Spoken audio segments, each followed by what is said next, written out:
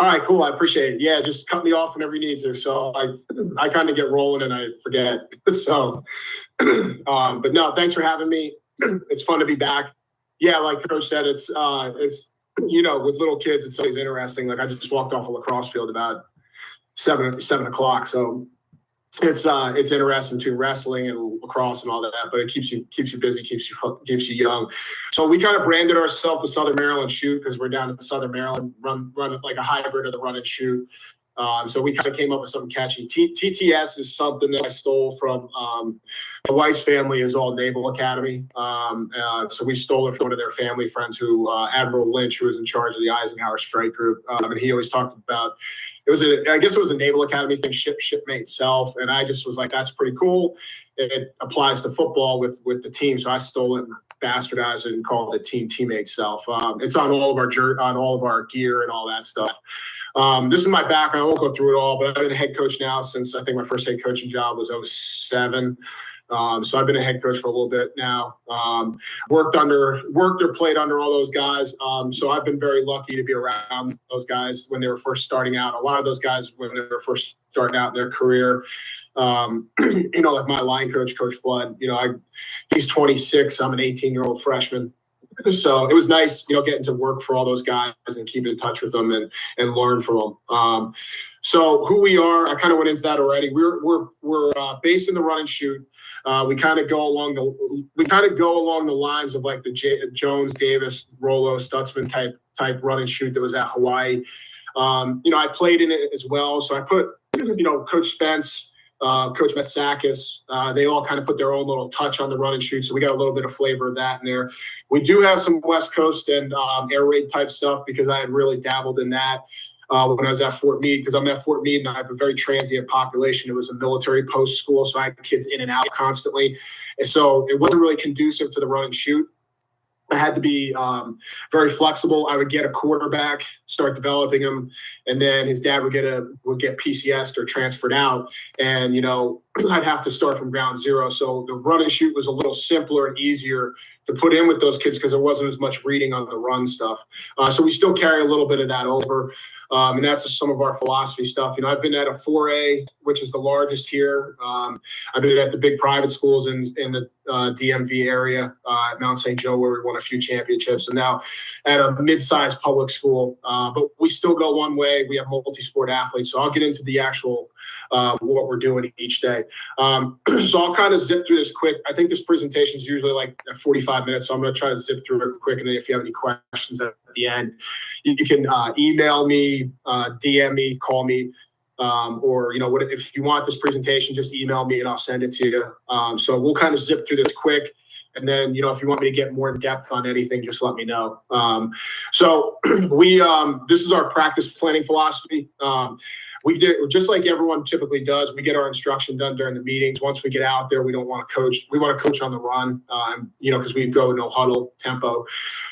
We like to have player ownership. We try to, the coaches are there, but we try to get them to understand that early outs is part of their responsibility to make sure that it's done right and that they coach themselves up. The older kids are holding the younger kids accountable and so on. Pace, again, I covered that. We pick our spots with live. So we game plan some situations in practice where we're going to go live each week, like for 5 minutes. But then we have, a thud tempo, and then also we work against bags. And we try to rotate that out so that we keep our kids' legs fresh. We work.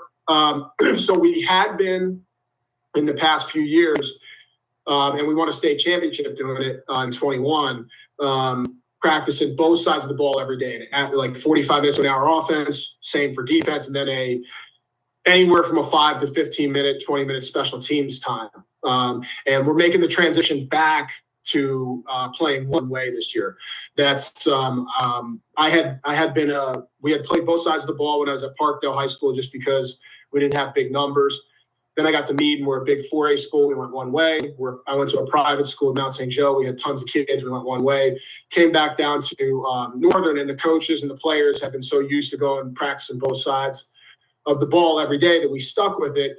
But we're going to make the switch back this year because I think we're at a point now with the program where we can play one way and wear people out just like we used to. We don't do anything on the weekends. We do a Zoom meeting in the morning to talk to the kids about the previous game. And we, one coach is responsible for screenshotting and checking to make sure everybody's there on that, participation list. I'm calling kids out and stuff like that, asking them questions.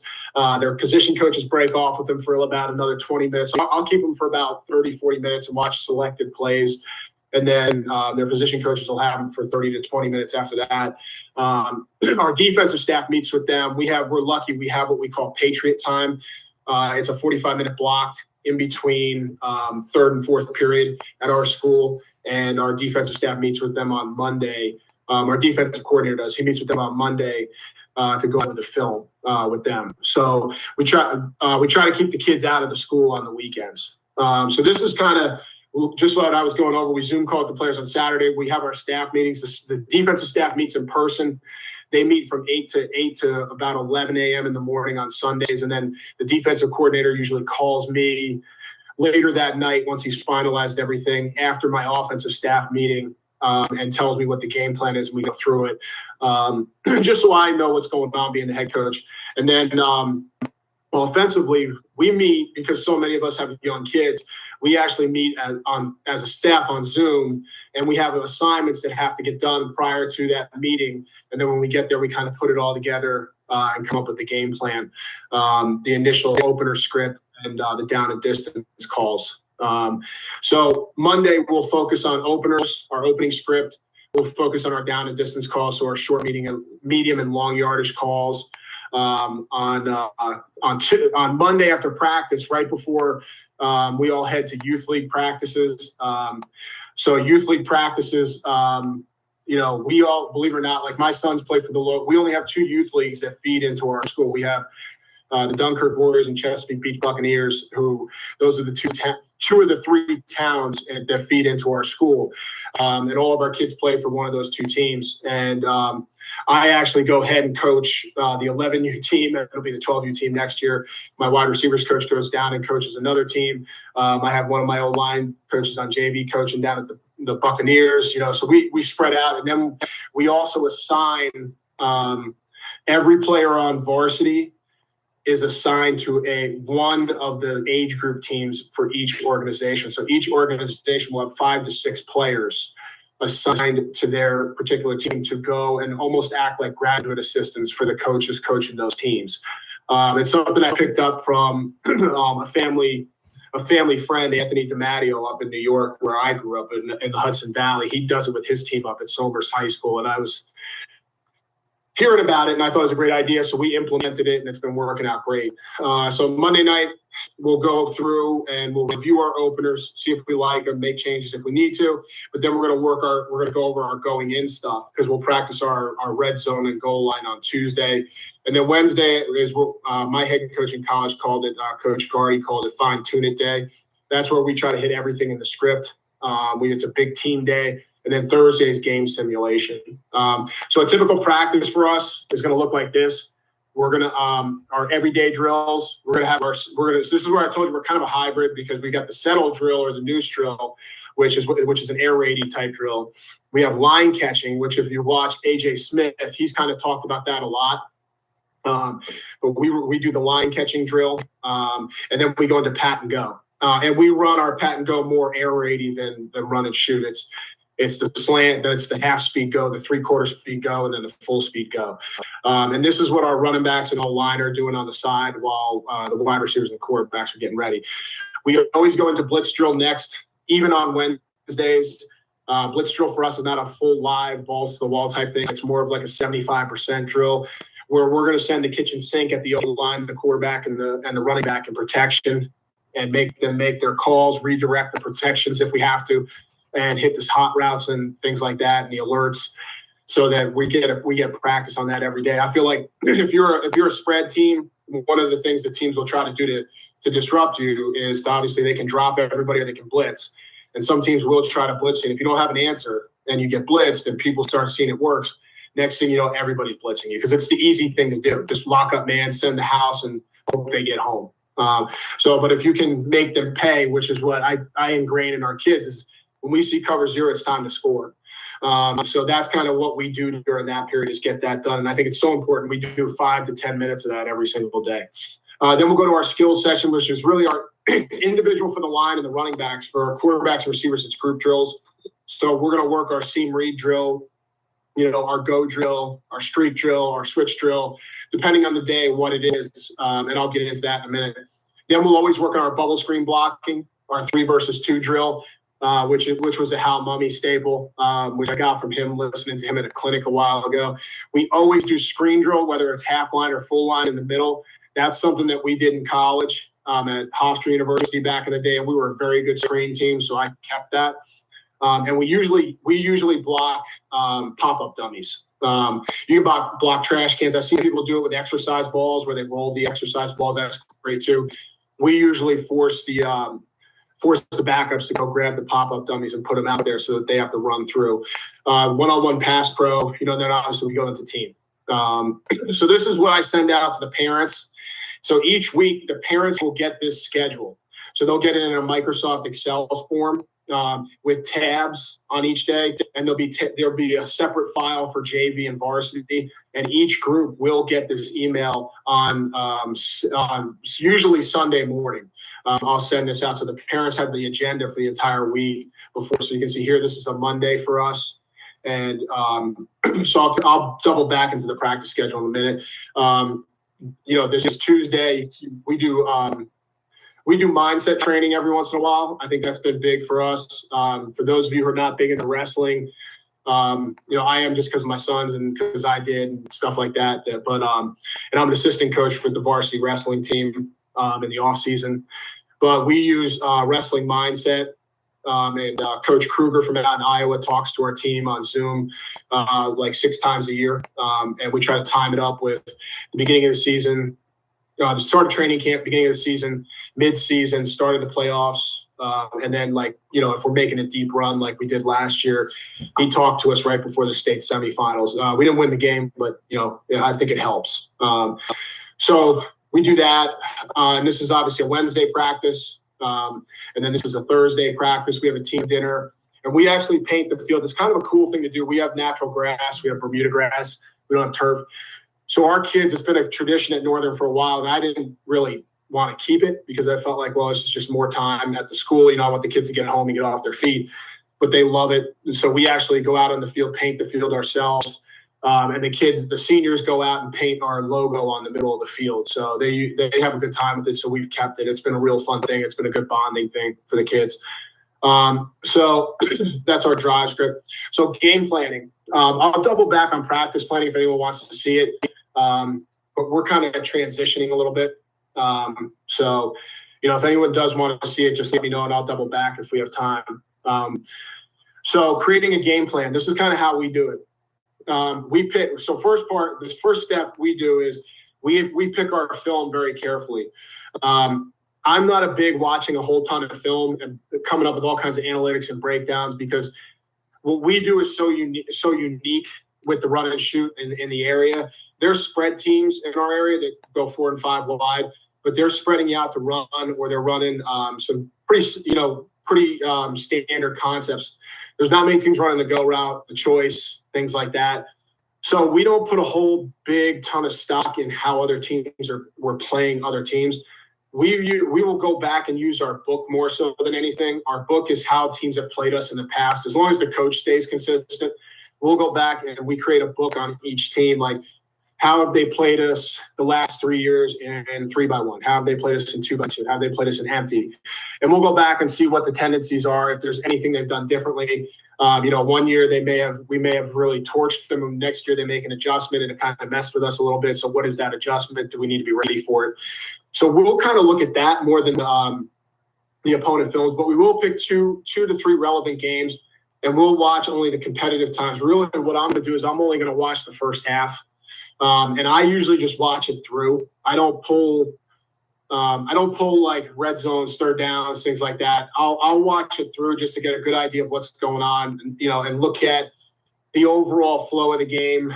Who can we pick on? What's the defensive coordinator's tendencies? When does he change? Like when we get inside the 20, when we get inside the 15, when is it? And I'll focus how they align to similar formations and see if what they're doing on film matches up with our book. If it doesn't match up with our book, then I know it probably will not match up when we play them on the field. So that's kind of what we do first. Second, once we do get everything in line, we kind of start going from off of our book primarily, but then obviously from if the games that we pick to line up, we're going to look at probably what everybody else does. We're going to look at similar stats, motions, and shifts. How do they defend extra gaps and unbalance? That's where I said we're kind of a run and shoot hybrid in that, not only will we throw, wide shallow, we'll come out and run unbalanced power, if we have a good tight end. Or if we don't have a good tight end, we'll pull one of our receivers in who's a bigger receiver, line him up as the weak side tackle, go tackles over the other way and run at the unbalanced, then run off tackle power at the unbalanced. That way, to create a tight end type look. We'll try to get personnel mismatches. That was one of the things I picked up more so. I really got into that in 2018, 2019 when Greg Roman's son played for us at Mount St. Joe.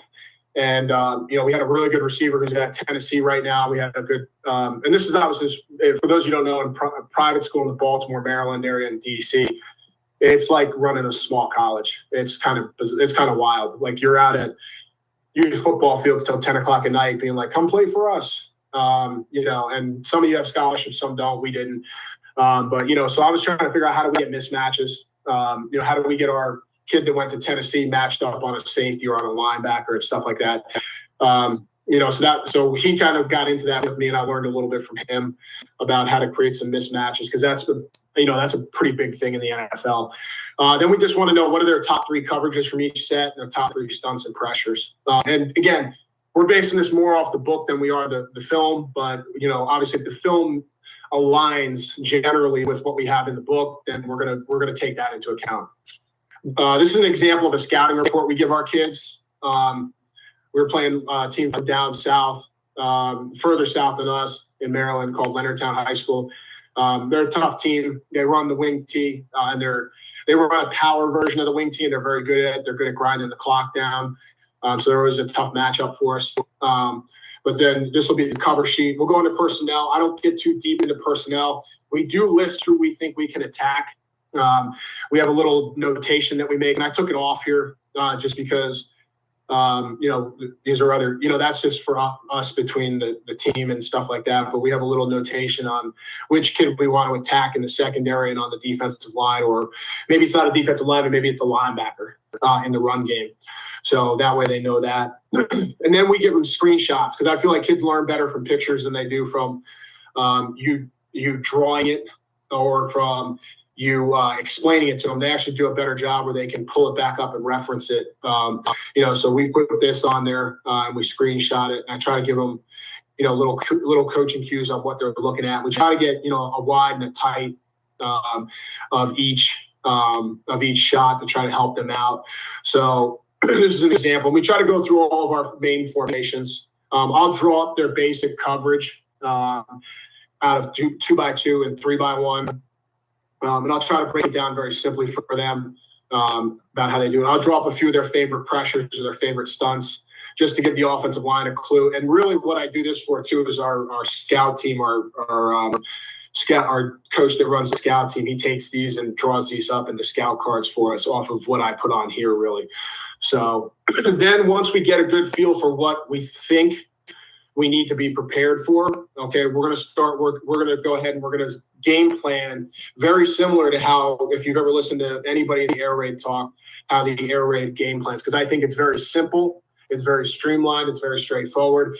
And to be honest with you, it aligns with how the run and shoot does it as well. It's just, I feel like it's even more straightforward and simple than the run and shoot way of kind of working the game plan. So we think of it as a car. So we're going to conceptualize to the parts.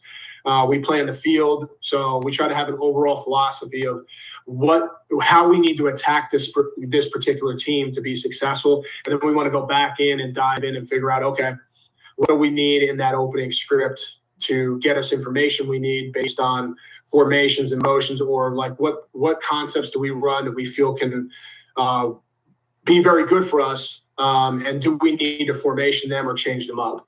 So this is kind of how we do it. We break it down into the coming off, the yellow, the open field.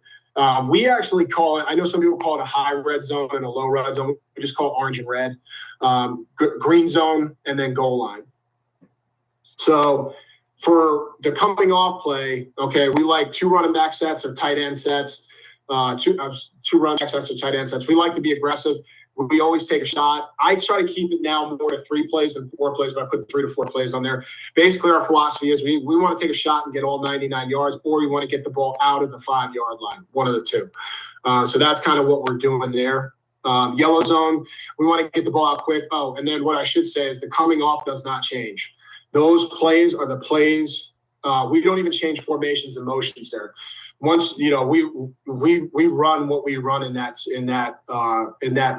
zone, and it doesn't change from the day we put it in training camp to the day we wrap it up for the year. Yellow zone, we're trying to get the ball out quick. We're going to use quick screens, catch and throw, quick game, shallow crosses, sprint outs, runs. I like to sprint out just to change the launch point in case the team's pressure. But we're trying to get the ball moved out to the open field so we can get on our opening script. We're somewhere between 3 and 5 plays. I've more than likely have been focused. I've been kind of more on the realm of 4 plays, but we've been as little as 3 and as much as 5. For the most part, these plays do not change either. They stay the same. All right, our 20 to 20, our freewheeling zone. These are our openers. We're going to skip. It says 12 to 20. I've actually backtracked the last 3 years. When we played in the state championship game, our script was 20. It was actually 22 plays. But recently, the last few years, we've kind of scaled back to, we were 20 and 22. And then this past year, we were somewhere between 12 and 15 every game. We like a good mix of our quicks, our dropbacks, our screens, our movement passes, like your boots, your nakeds, and your sprint outs, and then our vertical game like streak and switch and divide, and then our runs. We try to use a different set in motion and shift every play possible so we can gather some information on how the defense is trying to play us. And then it just goes back to we want to throw the ball to people who can score. Okay, so last year we had probably the best receiver in the state. He had 1,950 yards receiving. He's a junior. So within the first 3 plays of the game, it didn't matter who we were playing, we were going to figure out a way to take a shot on the kid because he was a hell of a deep ball runner, so we tried to figure out, within those first 3 plays, we were taking a shot on that kid. Didn't matter. So orange zone, this is what some people refer to as a high red zone. This is where it's not 20 to 11. That's a typo. It should be 20 to 15. We're in scoring position. The big thing for us here, and I tell the kids, is everything's starting to shrink. So we need to score now if we can. So in here, we're going to carry 4 or 5 plays. And 1 or 2 of those plays are going to be shots or special type plays that are going to get all the yardage we need all at once, so that we can avoid getting into those constricted areas, the red zone goal line areas, if we can. Red zone, that's wrong. That's wrong. Sorry about this. That's a typo. Again, this is down to the 10, so it's that 15 to 10 yard line. Again, this is where in our league, at least, the reason why we differentiated this is we started to see a shift. We found that out of the 9 regular season games we played in 21 in our league, that 7 of the defensive coordinators made an adjustment when we hit the 15-yard line. That seemed to be the mark for most of them. So when we get in the red zone, things changed. We started coming up with a different script. So we had man beaters, plays in space, quarterback runs, things like that. So we usually carry about 2 or 3 plays in this zone. Just backtracking, orange zone and red zone will change to a certain degree, but it stays the same very much. We like throwing our go route here. We love our double under corner route. So the 2 outside guys and 3-by-1 will run 5 and ends, and the number 3 guy will run a corner. We love our choice game when we can get them in man coverage to the single receiver, things like that. Those are the old Y corner play from air raid. We have that in our offense. We love that down here. So those are the types of things we're trying to throw in this area to get us in the scoring position. Our green zone is that 9-yard line to about 5. Okay, so again, it's a typo. I apologize for that. But basically, when we get in this area, we want things that are going to get us 2 to 3 yards to move us into the goal line. Because at this point, the field is constricted, and we're going to use our best stuff. We'll get creative and use some unconventional sets, usually about 2 to 3 plays. And then goal line, this is when we must score, when we get inside the 5. And we use special sets. This is where you're going to see us come out. Like last year, we ran a set called Big Boys, where we pulled every single person off the field except our starting running back, who's a senior.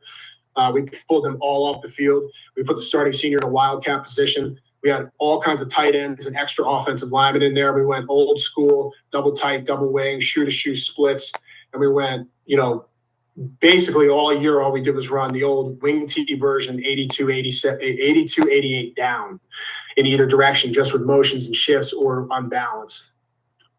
So our 3-day install, we try to limit it to 2 run plays, 2 run concepts, 2 quick pass concepts, one version of our vertical game, whether it's streak, switch, or divide, and then 1 movement pass, 1 play action, 2 screens down the field, 2 screens, and then 2 drop back concepts. It seems like a lot, but we are usually able to get it done. Basically what we do with the 4th day is it's basically a review. So we'll go day 1 install, day 2 install, day 3 install, and then during training camp we'll review the whole thing. We'll take our best plays, because every coach has on the field it keeps a yellow, a green highlighter, and then a pen, and they cross out what they think stinks. They highlight in green what they think is good, and they highlight in yellow if they think it's okay. And then we'll go back and throw all of our green stuff into the practice plan for day 4. But when we're in season, that's when we work open field and third down, open field going in, our coming off and review, and then we run the game plan on Thursdays. This is kind of what a call sheet looks like for me. There's our openers on the left with our down and distance stuff. On the right is our orange, red zone, green zone stuff, or coming off in yellow. And I just fold that in half, just like you see the air raid guys. So I walk around with that little thing, fold it in half like origami. But it usually never comes out of my pocket until after the drive's over. I usually have somebody telling me up in the booth, down distance, field position, and then what the next play should be according to the script. And I either go with it or we kind of veer off on a tangent. And then on the back, I just list all of our concepts that we have in general.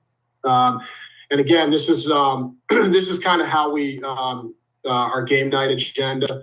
This is our scouting report again. I don't know why I put that on there. We use this a lot in our quarterback training program with the run and shoot. I stole these from AJ Smith. So we use these and force the quarterbacks during our quarterback school. Every time we put in a new concept, they have to draw up the concept, like a streak over here on the left.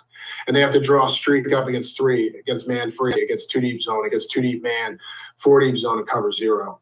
And then the key to our offense is kind of getting towards the end. The key to our offense is just reps. It's having a capacity for boredom. I know, when I played for Coach Flood, he said, the offensive line, we're like dogs. We piss on the same tree every day. And that's kind of that's kind of the philosophy we take in offense every day. We'll come up with, you'll see us run some wacky stuff. Like we'll come up with, something cool that we haven't done before. And it's basically just because we like it. It's not necessarily specifically designed for that defense. It's more like, we've got a shift in emotion we think will work real well this week. So we're going to put it in, just because I feel like it's something that takes advantage of like one of our kids' strengths. So we'll do that, but for the most part, our game plan stays pretty similar from week to week, except for that open field script. That's where things will change every week and change quite drastically. So I know I kind of zoomed through this, but I don't know if there's any questions. I don't have any in the chat currently.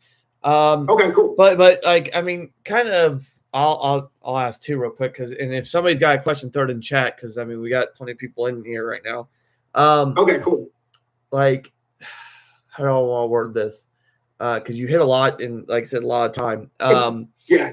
Like, really, one of my main questions is how is this really, as you've meshed other things, how has stuff kind of evolved, practice wise?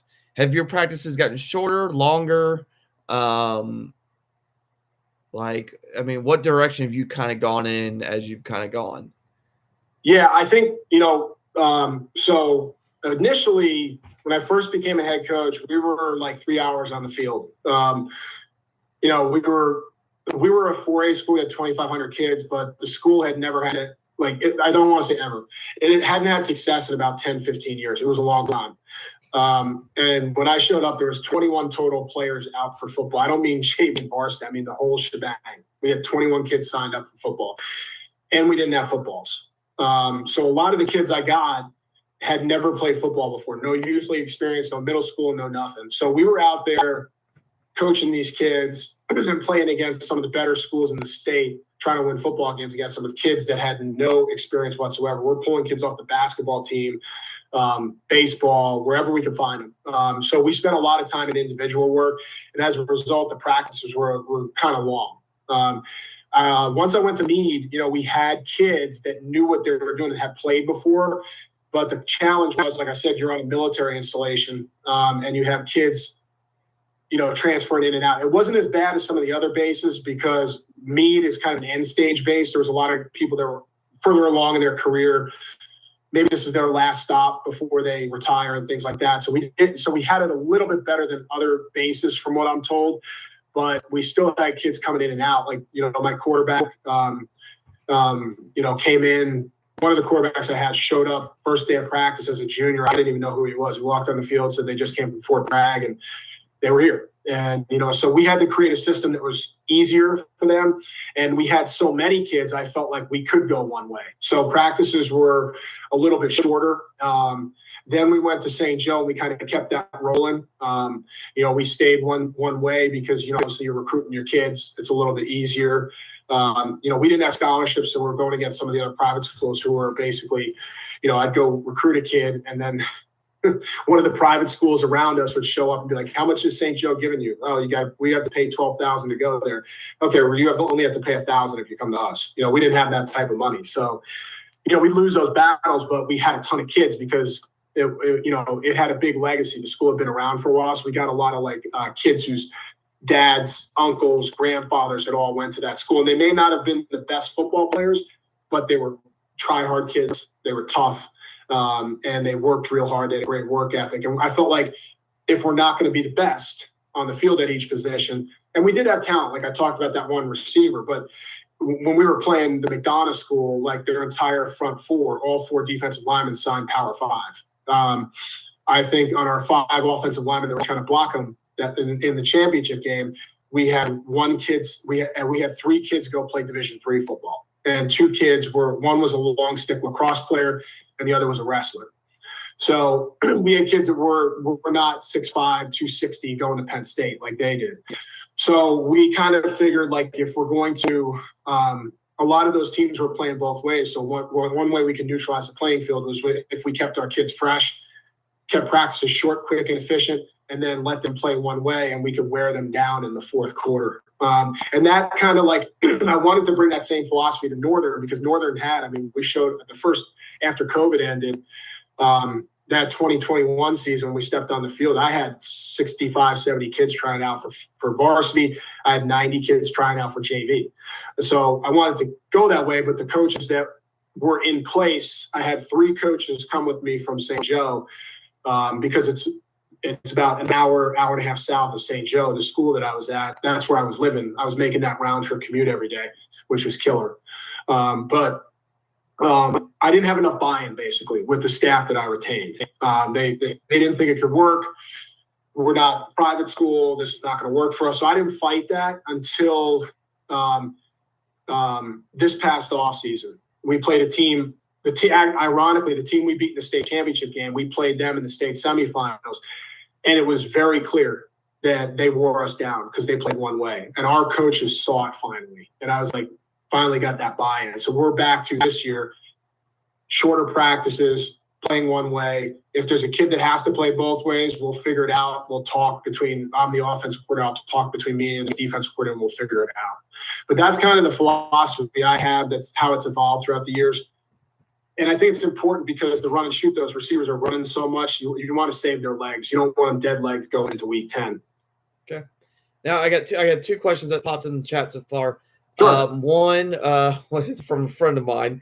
Do you use sugar tempo and no huddle tempo, or go back and forth?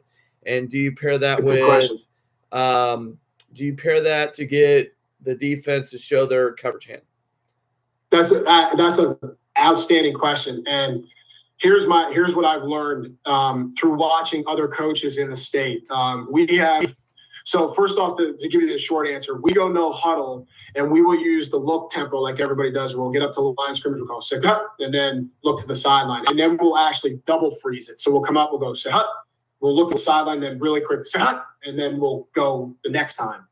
And then we have the typical one-word stuff where I don't even have cards on the sideline. Like some people hold up the giant cards. Everybody just screams, satellite, satellite, satellite. And the kids know, get on the ball, and we're snapping it on the clap. So our tempo, when we're running our normal fast tempo, I tell the kids, we're going to come up to the line of scrimmage, we're going to say, 100, 100, say go. And then we snap it. We could call freeze, and freeze it, and fake the snap, look to the sideline, get the play to see if, like you said, they undress it. We also have a double freeze, but then we have our one-word stuff where I told the kids, like, if we're going, it's kind of like an homage to my favorite movie, Spaceballs. It's like we go ludicrous speed. It's like, yeah. So we're going up the line. Everyone knows when we call satellite, this is the formation, this is the play. It does not change. Get on the ball, and as soon as the quarterback sees everybody set for a second, he just claps his hands and we go. That's kind of how we change it up, and then we will slow things down. One thing I saw as a young coach, before I was a head coach, I was a defensive coordinator for another high school, and I saw a coach who I'm personally have a lot of respect for, and I'm very friendly with him. He was in the state championship game, and he's a tempo guy. And they were up 21-0 going into the fourth quarter, and they lost 28-21 because they just kept going fast. And the other team caught on, or the quarterback just was not sharp in the fourth quarter, and they just kept going fast, kept throwing. The clock was running. It was like, and they got hot, and it was just like touchdown, touchdown, touchdown. And like, I'm thinking, run the ball and snap it when the official starts chopping his hand, but. So that's one of the things I took away as a learning experience from myself watching that game was like, you can be tempo, but you need to be smart. And we need to know, not smart, maybe just situationally aware and know when to slow it down. Okay. And then and I have another coach in here who's coaches a freshman team. I mean, kind of where do you start running shoot wise with younger, like middle school or freshman type kids? That's a good question. Seam read. Everything starts off the seam read. You can't do anything with those kids if they don't know how to run a seam read, whether they're an outside receiver or an inside receiver. So one of the first things we do is we go out on the field, we put them in 2x2, and we'll put either pop-up dummies or coaches standing as what we call the under coverage, or I know in college we call it the alley player. Some people call it the outside linebacker, whoever that technically flat defender is that covers down over number 2. We'll have someone or a pop-up dummy there, and they have to clear that. They have to clear the under coverage. If you ever watch any of the run and shoot guys, Coach Davis or Coach Jones are constantly talking about clearing the under coverage. So we're gonna put that there for them to clear the under coverage, and then we're gonna put coaches 12 yards deep on the hash, and they are going to give them that look. They're going to backpedal on the hash. They're going to come down like a quarters guy. They're going to work out to the numbers like a cover 2 safety. They're going to work to the middle of the field like a cover 3 safety. We're going to give them those looks, and we're going to spend a lot of time during 7-on-7, during training camp and things like that, of those receivers, whether they're the outside receivers or the inside receivers, getting up the field, clearing the under coverage, looking at the hips. And as soon as they see that hip, give them a key, or that foot, give them a key. Then they're going to snap their route and break it. And we take everything for us builds off that seam read from there. Okay. Now, I mean, I'll ask you this again, it's not necessarily a run and shoot concept, but its roots are run and shoot. And Art Briles kind of made it famous, the deep choice stuff. Have you messed with any of that at all, or? Nah, I know it. Like I was curious about it. So like, I don't think you're a good coach if like you see something that someone's doing that's working and you're like, can that incorporate into our system? Because they obviously are doing something right, and I don't know what that is. So, you know, being at St. Joe, we had so many college recruiters come through. I would track them, you know, whether it was Coach Babers at Syracuse or, you know, there was like, I remember Coach Trahan, who was up at Ithaca, played quarterback in the system. But anytime I got a Bryles guy from about year 2015 to 2016, I trapped them. It was like, can you tell me? And they were all like, no, we can't tell you. I was like, all right, well, if I draw something on the board, can you at least nod yes or no? And there were times where those guys would be like, I remember, you know, Coach Babers was sitting in there and I go, Coach, can you just tell me if this is right? And I drew it up and he goes, here's what I'll do for you, Rich. He goes, if I leave the room right now, you're on it. And I go like this, I go, okay. And then he gets up and walks out the door, you know? So it was kind of cool. I learned it indirectly. It's kind of weird. Our 4 vertical game, the streak switch and divide has kind of evolved. We run it like a run and shoot team still. However, our read is, we're almost in like a triangle read, like a West Coast team. So, we're going to, for example, if we go for like what we call streak is what everybody else considers 4 verticals. So our front side, whoever we tag on the seam read is obviously run the seam read. The other side of the field is basically locked vertical. So we're going to have a lock seam, meaning can't stop, and a vertical in the numbers can't stop. So on the backside, we'll have our seam read and then our guy running up the numbers read in the corner. And what we'll do is if we have a 1 high shell, we will stare down that lock seam. And and try to drive that safety with our eyes and our run and shoot, you know, half roll drop into the B gap towards that lock seam. If he does not move out of the middle of the field, we will drill that lock seam.